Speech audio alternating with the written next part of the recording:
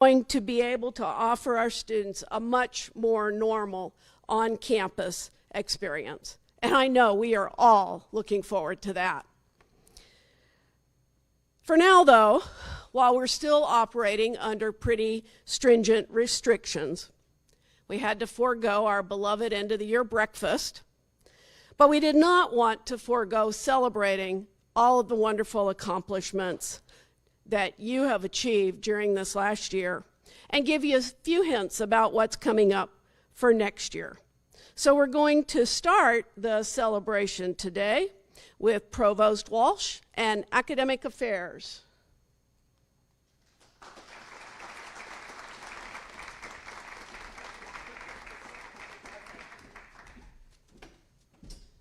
So you can really tell this is a streamed down version with the president clicking the slideshow for me.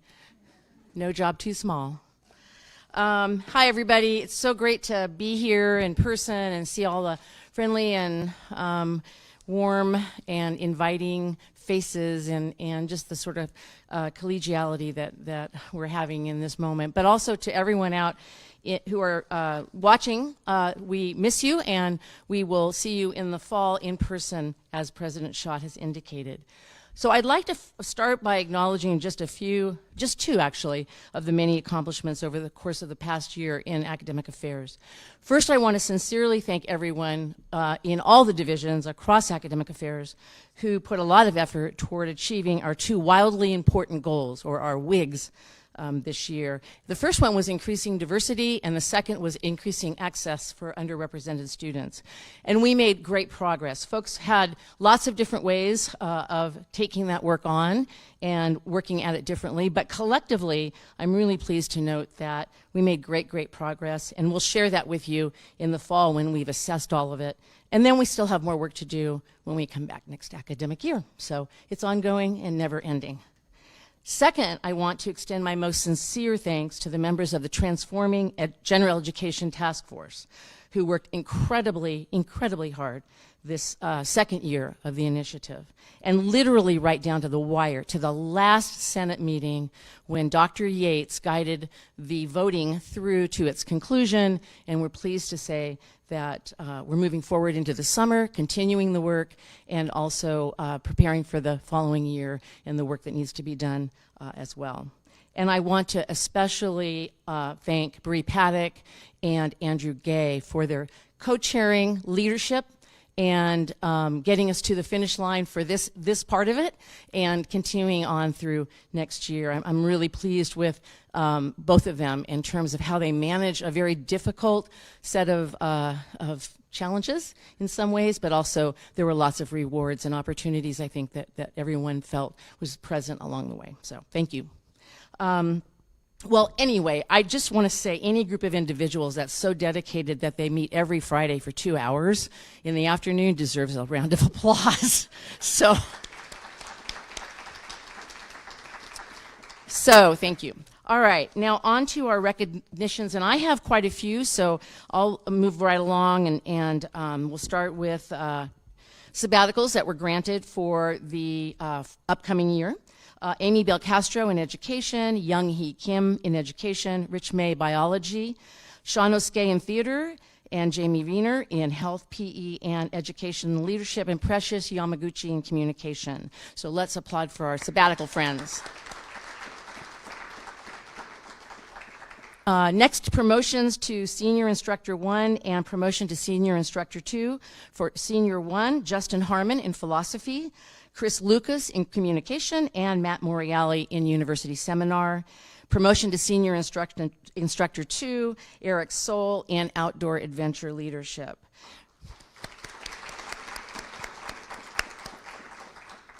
Promotion to Associate Professor, Paul Condon in psychology, Jesse Longhurst in education, Anna Oliveri in chemistry, April Phillips in education, Mike Stanfield in theater, and Lisa Weilman in mathematics, and Radifon Wuthanishian. And I hope I didn't really screw that up too much. Jody knows how to say it. She memorized it when we hired Radifon, so I should have let her do it.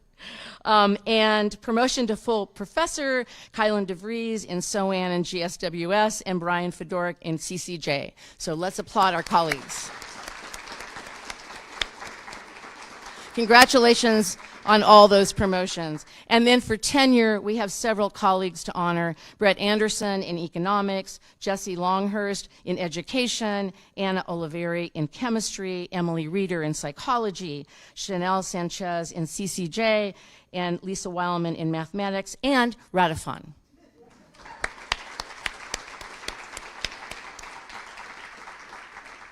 Radifon's in both business and economics. I should have mentioned that. And now I'd like to introduce Teresa Coker to announce the Distinguished Scholarship and Distinguished Service Awards. And Teresa's here, I know, because I saw her.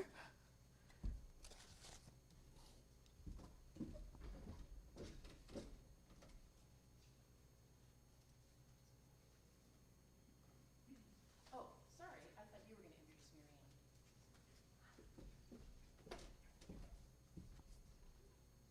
Oh, Stephanie, yes, sorry. Yeah, we'll come back. It was I am honored to present 2 Distinguished Scholarship Awards. The first Distinguished Scholarship Award goes to Dr. Edwin Battistella.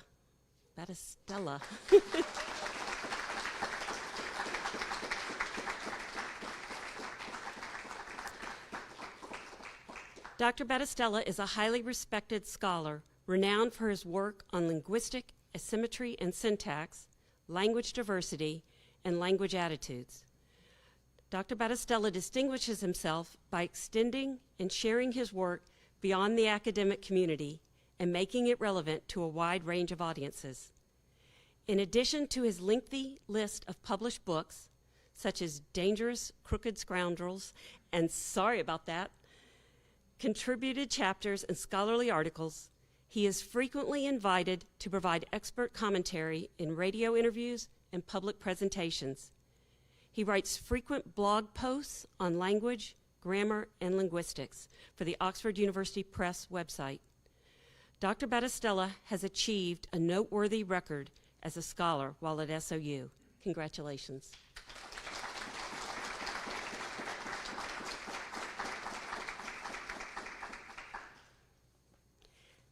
The second Distinguished Scholarship Award goes to Dr. Peter Wu.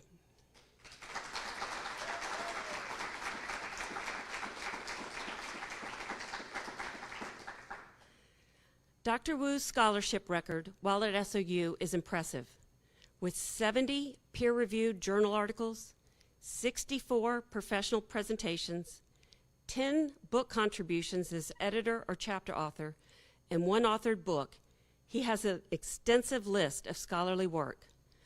Dr. Wu's creativity has also resulted in 13 patents, and over half of those were achieved since 2017. He has participated in prestigious research projects managed by federal agencies, such as the Emerald Raptor, NSF Advanced Biomanufacturing Workshop, Soil Sediment Collection and Printing, Deep Ocean Gulf of Mexico Sediment Collection, and Bureau of Engraving and Printing Scientific Panel. Dr. Wu's depth and breadth of scholarship while being an SOU professor represents a truly remarkable achievement. Congratulations.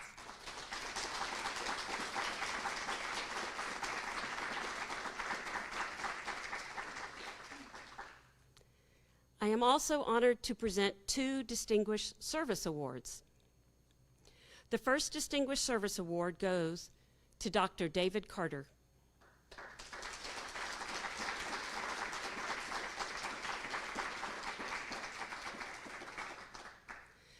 Dr. Carter served in the United States Army and has contributed to the Criminology and Criminal Justice Department since 2008. Dr. Carter not only was the Crime Club faculty advisor for over 10 years, but was the lock-in coordinator, which required hundreds of coordinating hours each year of his own time. Dr. Carter also served as a faculty senator and Senate chair.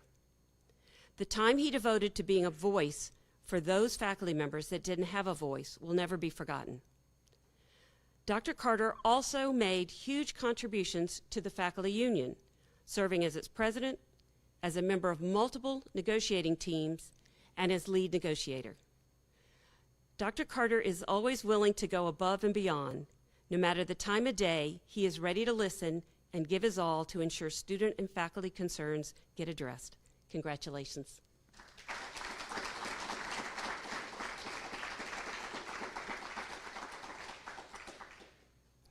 The second Distinguished Service Award goes to Dr. Brooke Colley.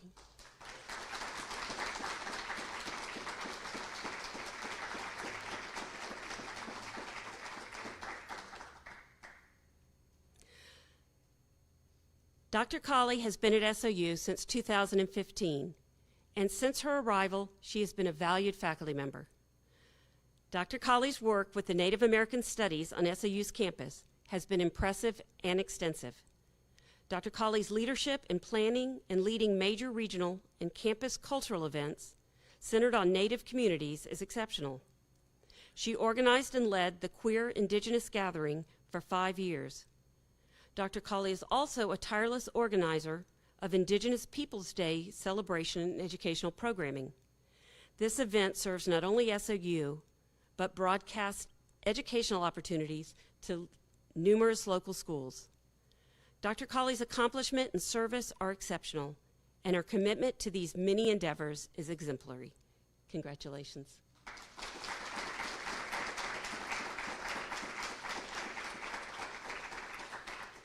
Now, welcome our next presenter, Marianne Golding.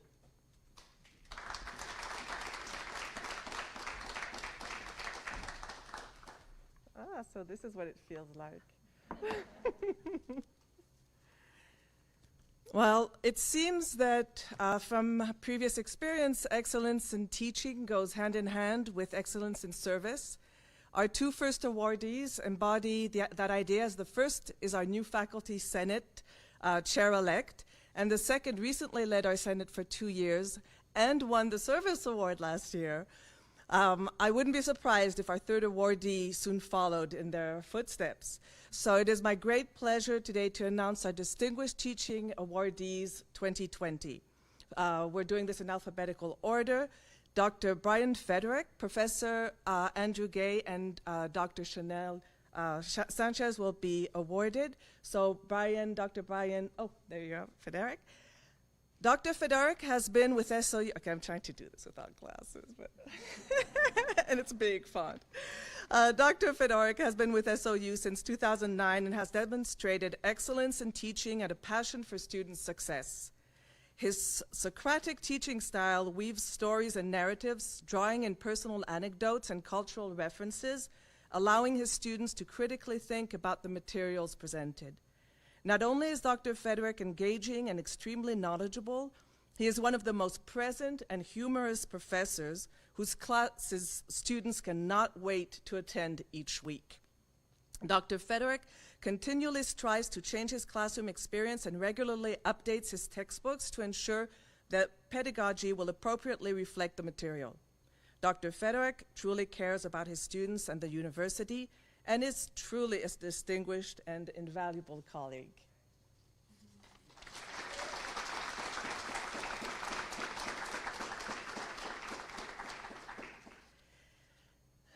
Please, yes, come forward, Dr. Andrew Gay.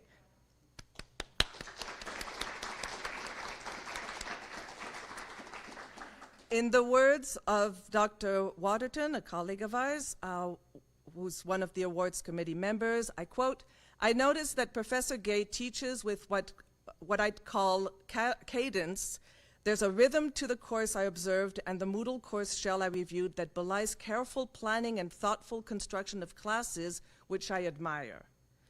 Additionally, it was clear from the beginning of class that students were engaged with the content of script writing, their classmates, and Professor Gay, who managed to establish a brisk pace that also allowed plenty of time for students to communicate with one another. It was also clear to me that in the midst of this meaningful work, students enjoyed being there. Wow.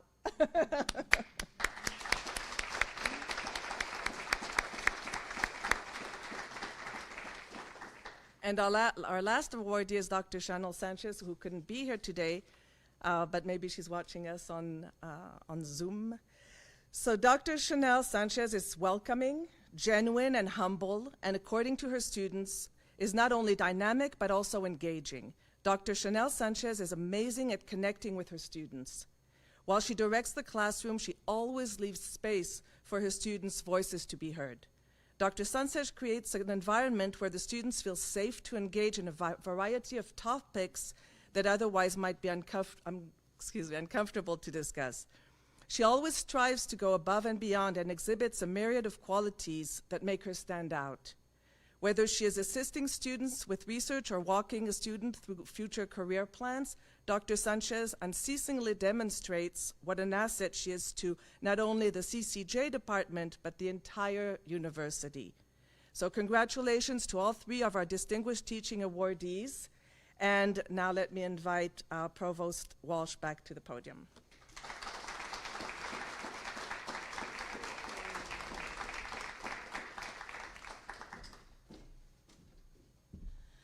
Man, CCJ is really cleaning up today in the awards category.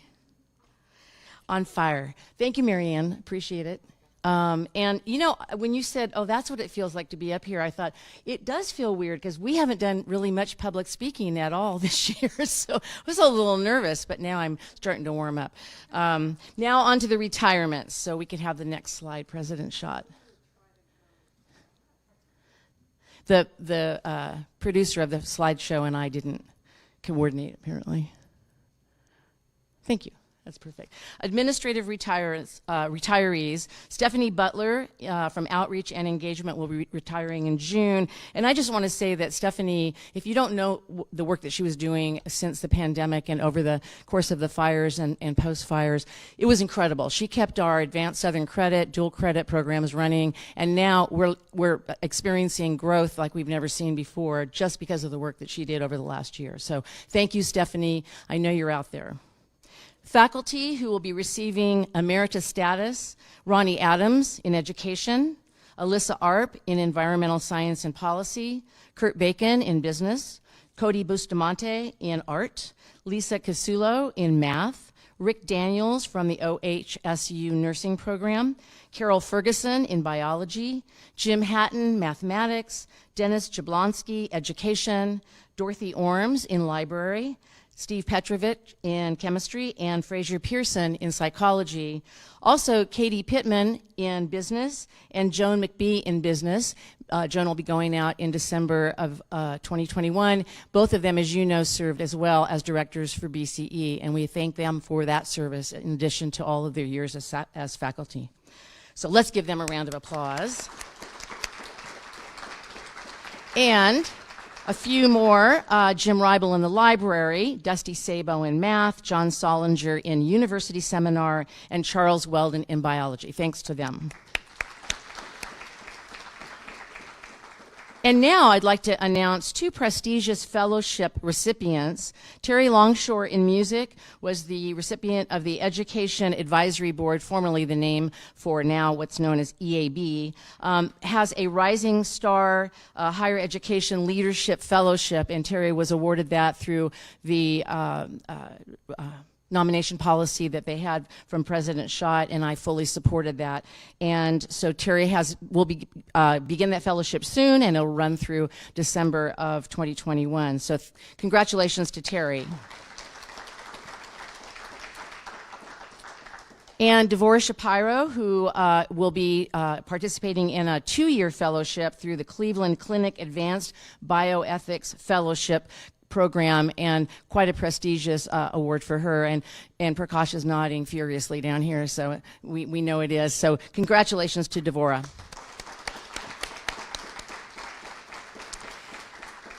And my final recognition goes to Rob Casserly from Ollie, the OSHA Lifelong Learning Institute. Many of you are familiar with that program, but you may not know many of the staff who work behind the scenes.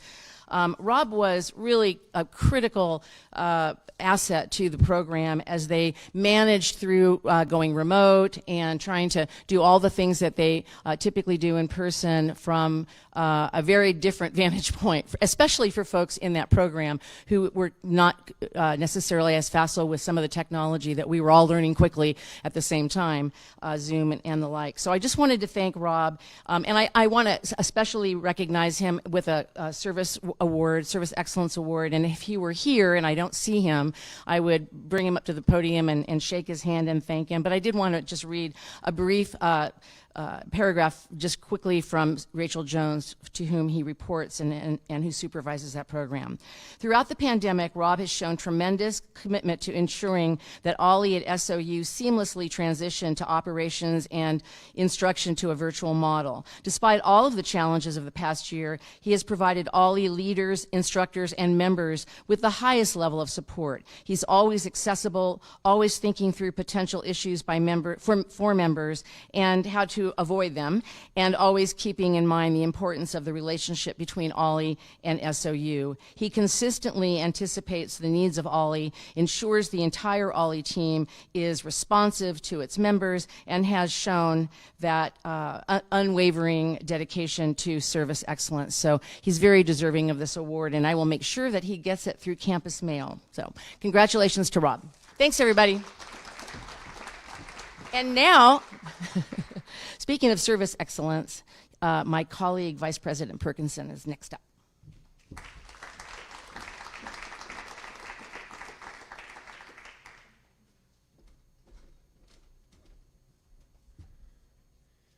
Yes, this is a little different. All right, and I like it. Look forward to the return to normalcy, whatever that looks like in the future. Okay, so there's a couple of pieces to the presentation that I have today. It starts with some recognition of staff, what I would affectionately call hails and farewells, and then we'll cover a couple of awards. So let's start with the new employees. So just in case, I'm going to let this bake in. You can read faster than I can speak, so I'm going to let you look at who the new employees are who are listed here. We've had a lot of turnover during the pandemic. We've had a lot of folks come in temporary or permanent relief, and so I appreciate having new team members, and if you're new, thank you for joining the team, and I look forward to meeting you in person. So this is a great news story. We had a number of internal competitive recruitments that in essence were promotions, and I love being able to promote from within. You know, it's so important to grow your replacement, and so as you look at the list, you will not be surprised at all. Gordon Carrier, Brady Hogan, David Racco, Ulrich Summerar, Alex Sylvester, Janelle Wilson, excellence across the board, right? There you go.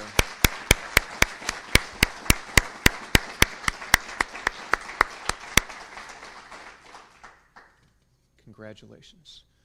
So we do have a couple of staff retirements. Those are listed here. Joan is in the room, so sorry to see you go. Joan, Steve Bronson, Patty Elliott, and Nancy Gavilio.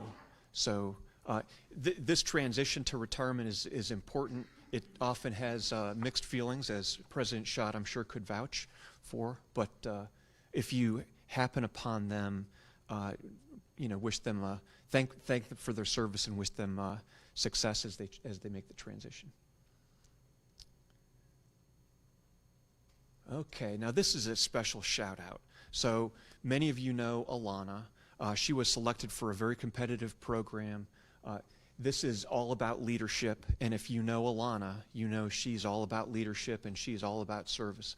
So if and when you see Alana next, thank her, give her a hug, no inappropriate touching. That's an inside joke for HR. Congratulate Alana.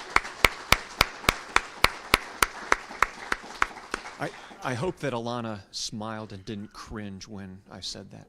So we'll never know. I'll ask her later. So I want to transition to the Outstanding Staff Award program.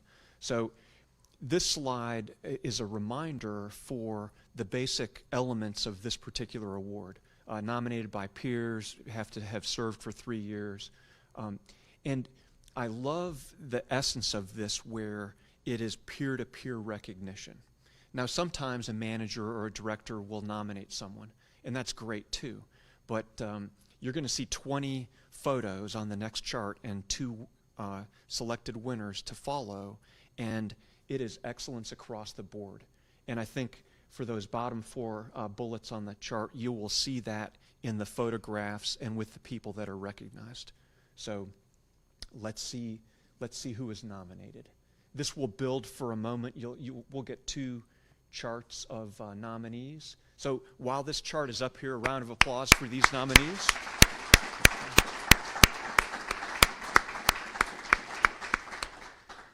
Thank you. As I said, excellence across the board. And the same is true here. Take a look at who's nominated. Again, great service, great excellence.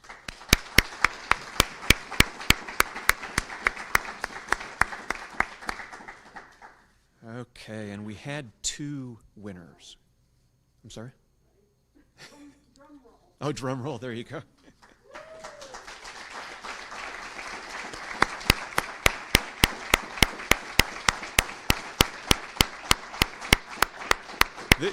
This is actually a standing ovation. Tom Battaglia stood up in back of the room just for this particular round, so thanks, Tom.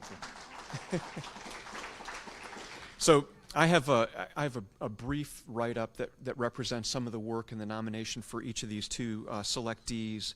I want to start with Robin. So Robin, if you would please come forward and bask in the visibility that others shall have of you. It's well-deserved. And I'm going to talk a little bit about Robin as she comes forward. Robin's most recent role is serving as the Student Success Coordinator in the Division of Business, Communication, and the Environment. Just prior to this, she was hired in 2011 as a counselor in our Success at Southern TRIO Student Support Services program. Her nominator states that Robin's knowledge on academic advising and the rater registration programs has been essential in helping our students succeed. Robin's BCE Division Director, Joan McBee, shared that Robin played a critical role in getting Navigate adopted by students and our faculty. She manages a high advising load and is a true team leader. She is kind and empathic to everyone. She strives to balance the needs of students and the needs of faculty. Her sunny disposition at all times amazes me. Assistant Professor of Business, Pavlina McGrady, said, as a colleague, Robin has consistently reached out to assist fellow colleagues, offering training sessions for advising, Banner, Degree Works, Navigate, petitions, and so on. Her expertise is wide-ranging, and she has taught us so very much with respect to the myriad of systems we use, how to advocate on behalf of our students using those systems, and the importance of being available to students daily. She is just plain awesome. The justification for Robin's nomination emphasized how she is viewed as a supportive, selfless servant leader who gives her all. One example of where this can be seen is in her volunteer work as the box office manager for Ashland Independent Film Festival. This commitment to the mission and values of both SOU and AIFF have created a partnership where students have common connections and opportunities to gain experience, connect with the community, and take part in films that are committed to the diversity of human experience. Please join us in honoring Robin Williams for this well-deserved 2021 Outstanding Staff Award.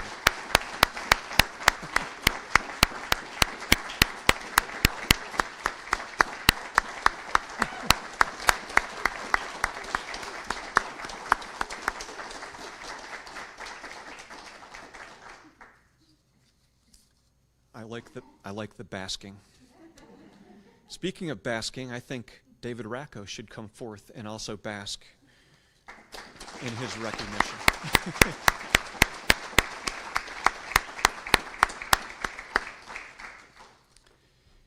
David is well known throughout the university as an IT guru and the current SEIU 503 Sublocal 84 president. David's supervisor, John Stevenson, describes David as always available. He's constantly aware of what's going on around him and how the campus might be affected. He's a great writer, speaker, and listener. He hears the issue and does the research. He's a valuable asset to the infrastructure team. David's director, Tom Battaglia, had this to say about David. He takes a lot of initiative to do things on his own. David is a real self-starter. He's always looking out for the betterment of the campus. He understands that our jobs are pretty complicated in the way we serve, and we serve everybody. He's very smart and figures things out quickly. David stands out as one of those people who always makes other people feel better. He's as neighborly as you can imagine, and a pleasure to be around. I wish we could clone him. Earlier this month, many of you may have seen the email from President Schott where David took part in the design and implementation of the inaugural staff assembly, which will be formed this July. This will give administrators and classified employees a voice in how our university is governed. This is yet one more example of David's dedication to the institution. From my perspective, David has also excelled in his role as the local SEIU president. This last year has been challenging in so many respects, yet David maintained the focus of taking care of his professional duties while partnering together with the university to benefit from the Oregon Workshare program. Additionally, David assisted the university's efforts to further disseminate critical information and resources to victims of the Alameda and Obenchain fires. I can say firsthand that David regularly displays leadership, followership, and stewardship. In essence, he's a shipbuilder. Please join us in honoring David Rako for his well-deserved 2021 Outstanding Staff Award.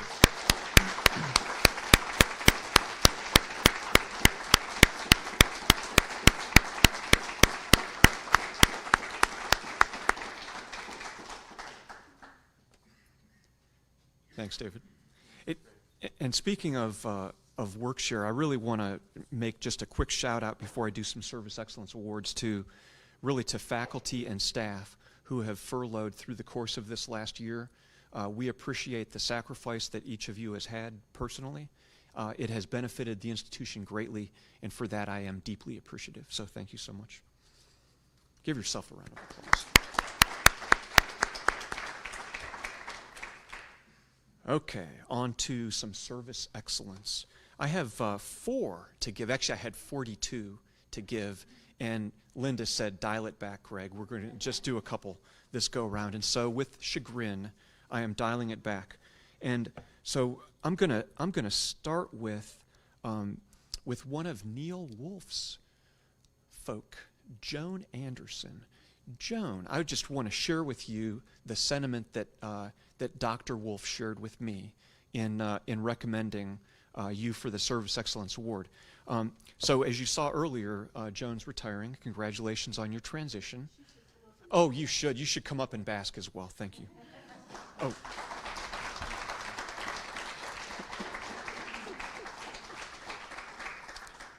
And so for those of you who know Joan or have worked with Joan, you know that for the last 5 years she supported the Dean of Students as a case manager and has really helped hundreds of students. And so when we think about student success and we talk about it, this is an embodiment of what that often looks like.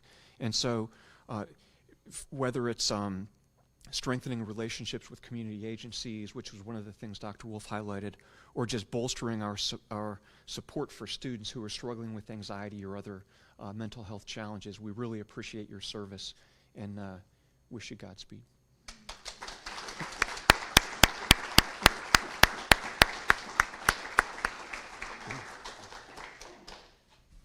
Okay. What I would like to do is recognize Patricia Sequoia next. Patricia, if you would come forward, please.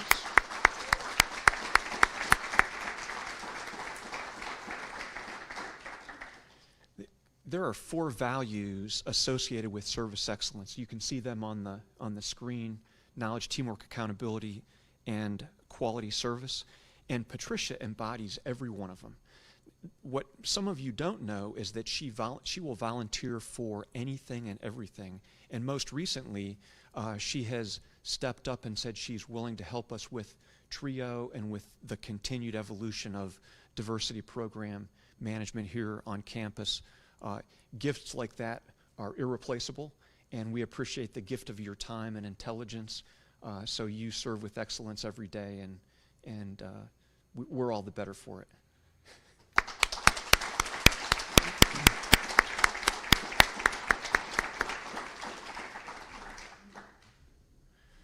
Oh, next, let's bring Ashley King forward.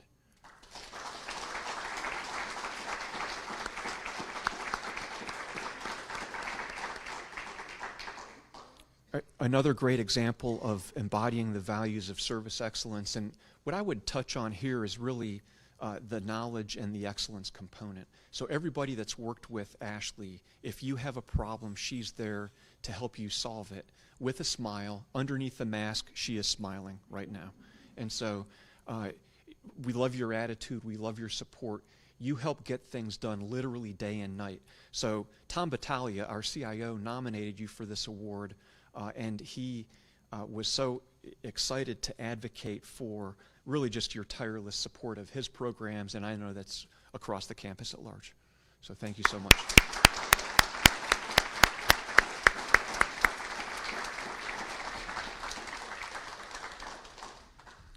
And Cynthia Ferrandelli, come on forward.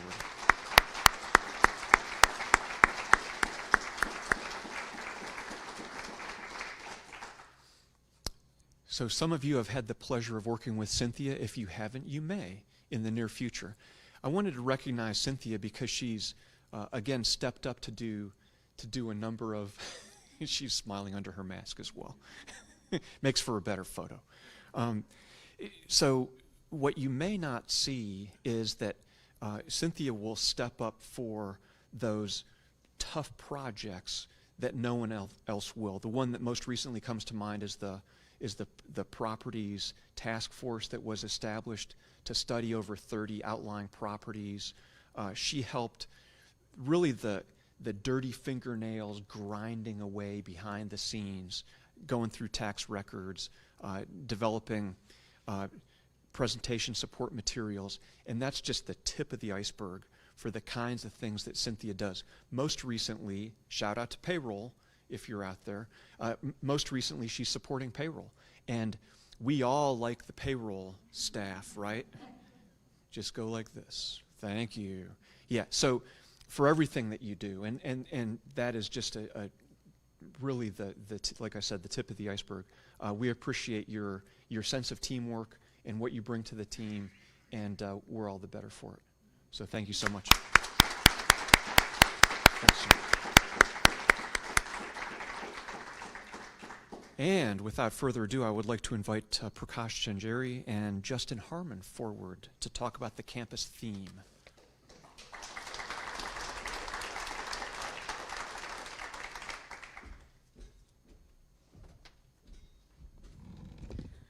Good afternoon, everybody. All right, we are here to unveil next year's theme, but before we do that, I'd like to take a couple of minutes to highlight a few things from this year. So first of all, I'm pleased to announce and share with you all that we just completed 13 years of campus theme on campus. I was at a conference, an honors conference not long ago, and I won't confirm this yet, but 2 universities on the West Coast are thinking of instituting a similar program. I will let you know in the fall what they're going to do. And so the credit for the success of the campus theme goes to the entire campus, especially our faculty. Faculty often end up doing most of the program that we do, and they bring their scholarship, their expertise, and explore the theme that we have chosen for the year. And to Dr. Sue Walsh, our provost, who has been a consistent supporter of the campus theme program. And to the campus theme committee, which consists of Professor Jackie Apodaca, and then Jeff Monosoff, who is a community member, and Hannah Howard, who is an honors student and a peak student who helps us. As you know, through the campus theme, we have been able to bring to campus scholars from across the country and artists, philosophers, scientists, and they have come and explored these campus themes with us, and we have been able to engage with them. Our students, sometimes they have come to our classes, so it's an amazing opportunity what the campus theme has done. Despite the challenges last year, which I think we have all heard about, we did most of our programs through Zoom, and we had a fairly good attendance. I think we had close to about 10 programs, which were all public invited. Most recently, we had, let's see, we go to one more. The most recent program we had was our Chief Justice of the Oregon Supreme Court. Not yet, okay, yeah. Professor Martha Walters, I don't think she's a professor, but here's the comment that I wanted to share with you.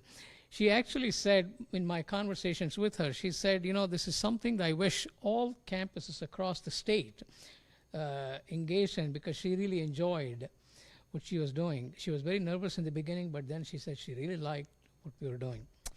So with that, I'd like to invite my colleague, co-chair of the campus theme, Justin Harmon, to unveil our next year's theme. Good afternoon, everyone. It's nice to see you all in 3D. So I'm going to announce the next year's theme and read a bit of a description.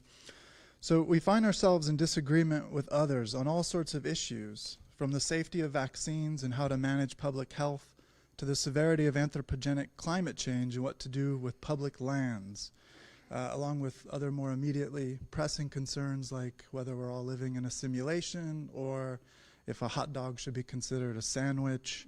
But far from reducing disagreement, the ongoing proliferation and increasing accessibility of information only seems to exacerbate it. Awareness of disagreement, in some cases, may give us reason to think or rethink our attitudes and beliefs.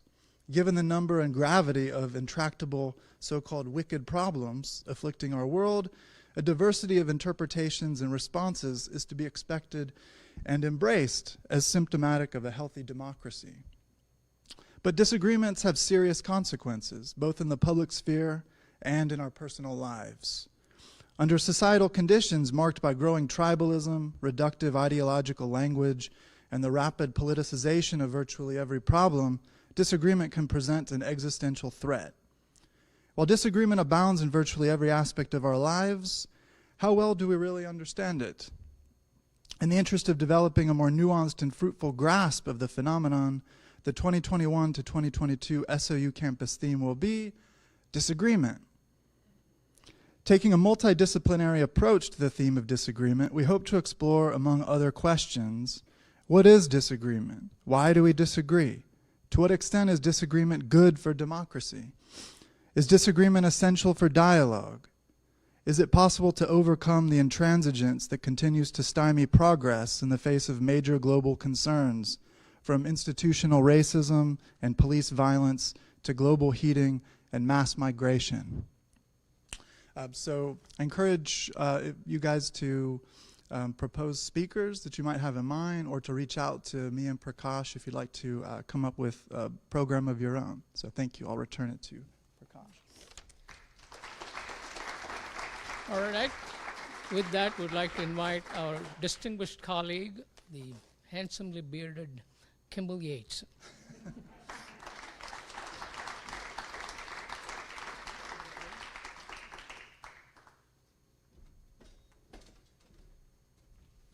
Good afternoon, everybody. I am no longer Faculty Senate Chair, and I'm personally celebrating that. I handed the reins over to our next speaker. I'll introduce her in a moment, but we had our last Faculty Senate meeting by Zoom, I hope, but certainly the last one for this calendar year on Monday. As Provost Walsh mentioned, I think our most important achievement this year, besides kind of just surviving and keeping the ball rolling, was to reach a real milestone in our progress towards reforming our general education. And I'm pleased and proud of everybody who participated in that, even people who were critical of it. I think we have a better design for all of that work. And of course, there are things still to be done, but I think it's a really neat transition that we're about to make in the next year towards a rethought and hopefully more purposeful design for our general education. So that's our achievement, although I have to say, this is really surreal for me. You all will recall that we went into spring break last year not knowing what the hell was going on, and by the end of spring quarter, we still really didn't know what the hell was going on. But by then, we'd sort of figured out, kind of, how to teach by Zoom. And we had a meeting much like this last year in this room. We were all very careful with our masks, and it was, but, you know, it was, at that time, I think we were all hoping, God, I hope this is over by the end of the summer. How wrong we were. We had to spend a whole year doing what we do, mostly remotely. And that was hard and a sacrifice and a challenge, and yet successfully met, I think, by our university and by all of us here, staff, administrators, faculty, and students. It's been a tough year, but I think we made it. And I'll just echo what everybody else has been saying. I really can't wait, and I really hope that next year really is a year that we're back together, we can interact, we can see each other's faces. I might even shave my beard, although I'm kind of enjoying my beard. I might keep it. We'll have to see on that one. So anyway, I don't have a lot more to say because I think the main purpose of me being here right now is to honor and acknowledge my successor, Melissa Anderson, who recently ascended to Faculty Senate Chair, and she has a few remarks for us, I hope looking to next year. One thing I will say, though, is I figured out there aren't too many firsts I do anymore in 34 years at Southern Oregon University, but I think I'm the first person to go through the full cycle of being Senate Chair-elect, then Senate Chair, and as I say, very happy to become and am past Chair. So please help me welcome Melissa Anderson.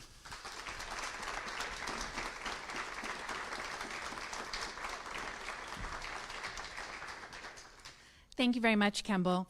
First and most importantly, I'd like to thank Kemble for his phenomenal job as our Faculty Senate Chair this year.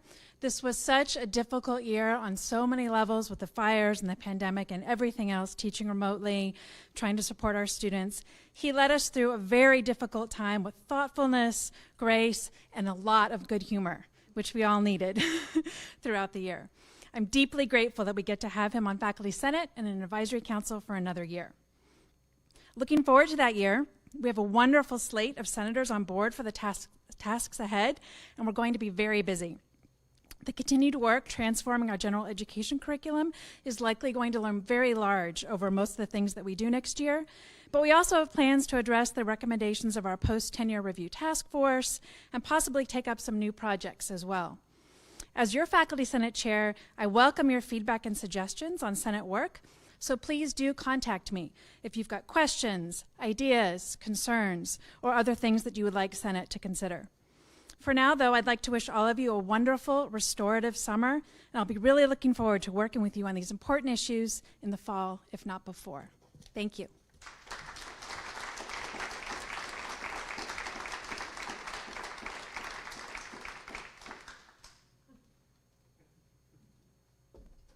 I wrote it down. I believe the next speaker is our ASSOU incoming president, Phoenix Ramirez.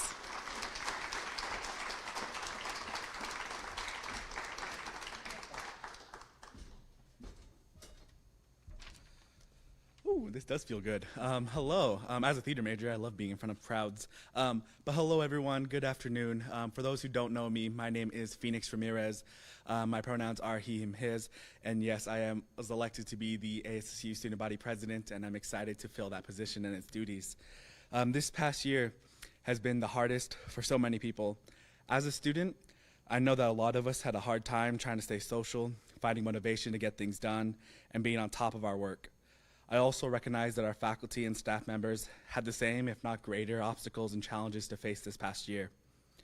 All of you here today had to overcome many obstacles that you have faced, from working with students from a distance, to having to think and act quickly as the world changes around us, to working on campus without the familiar faces of students or coworkers that you would normally see every day.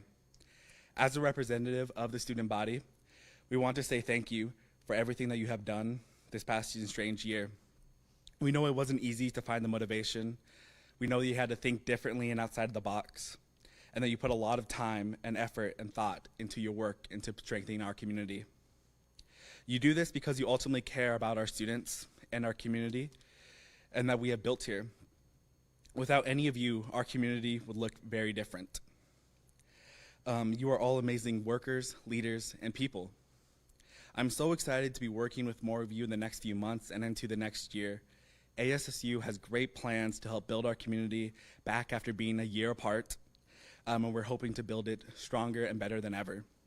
I hope that some of you will contact me to get student feedback, and with that all being said, thank you for building our community, and I can't wait to work with you on strengthening that community again. Thank you.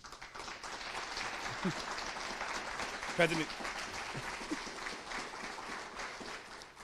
will you also help me welcome President Schott back up on stage?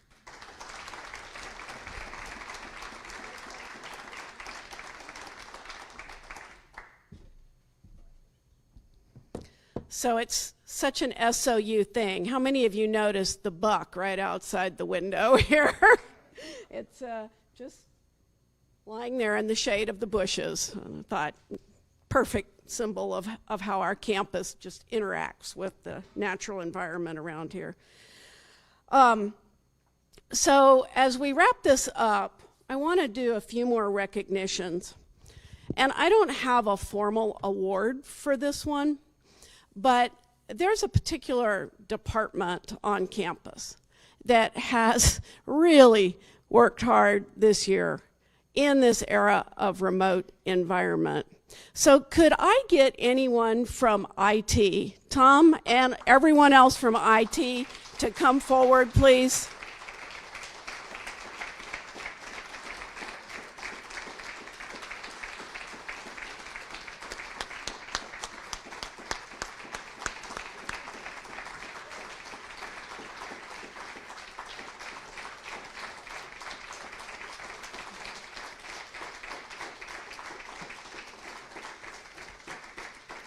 Those of you who aren't in the room may not be able to see that the folks in the room just gave a standing ovation to the IT team. And to those members of the IT team who are not in the room with us, we want you to know how much we appreciate all of the work. You know, we all had to learn new things. You had to help us learn them. You had to learn new things. You had to manage just an incredible amount of work, and you did it while on furlough. We are incredibly grateful. I really think we probably couldn't have done most of this without this team. So thank you very, very much.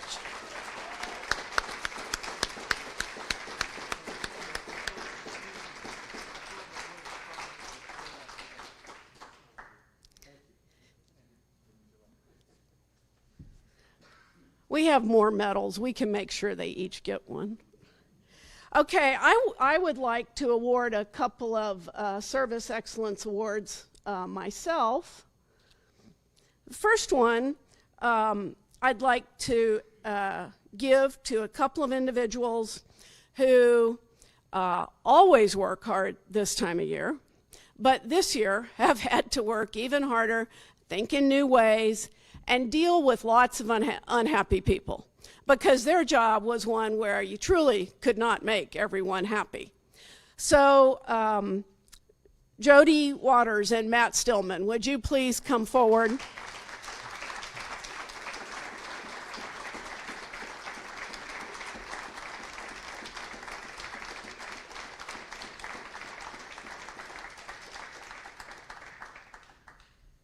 Stay up here for a minute.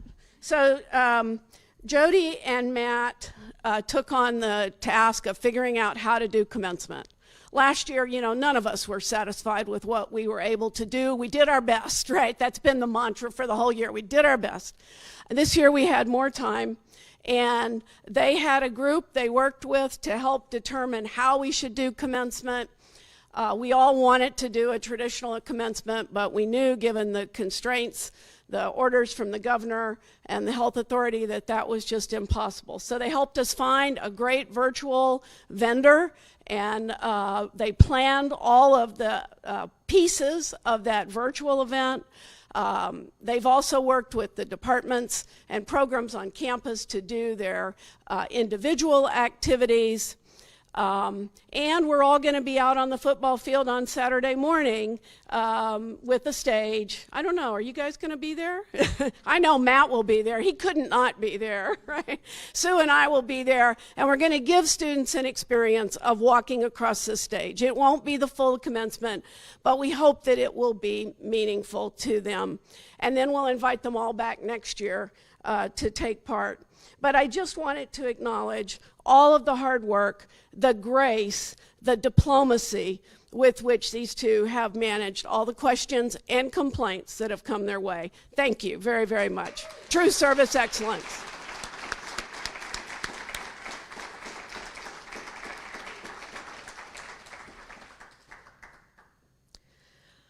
I also want to do something we haven't done before, and hopefully we don't have to do this very often. I'd like to award a Service Excellence Award to Bill McMillan.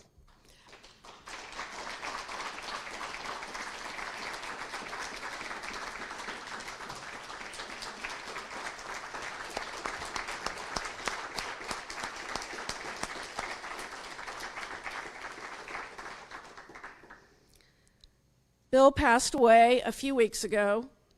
And you know he devoted 30 years of his life to serving SOU in a lot of different areas.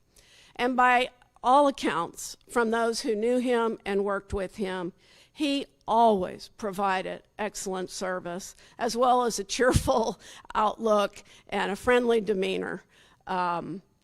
We invited his family to come today. Nobody could be here, but we will be getting a Service Excellence coin to them. And we want them to know, and we want Bill to know, we valued his service, and we will miss him. Thank you.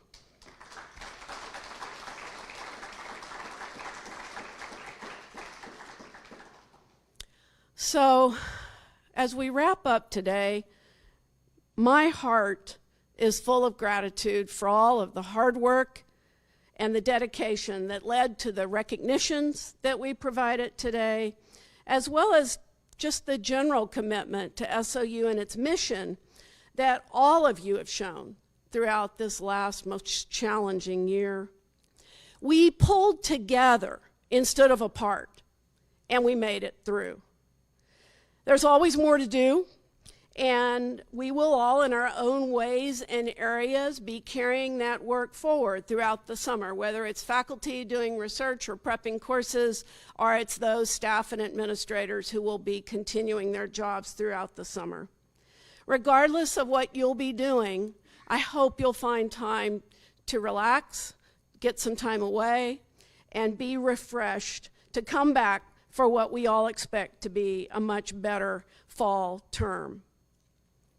All that we do, whether we're faculty or administrators or staff, we do for the students who choose to come here to transform their lives. So I want to give the last word today to a parent and a student.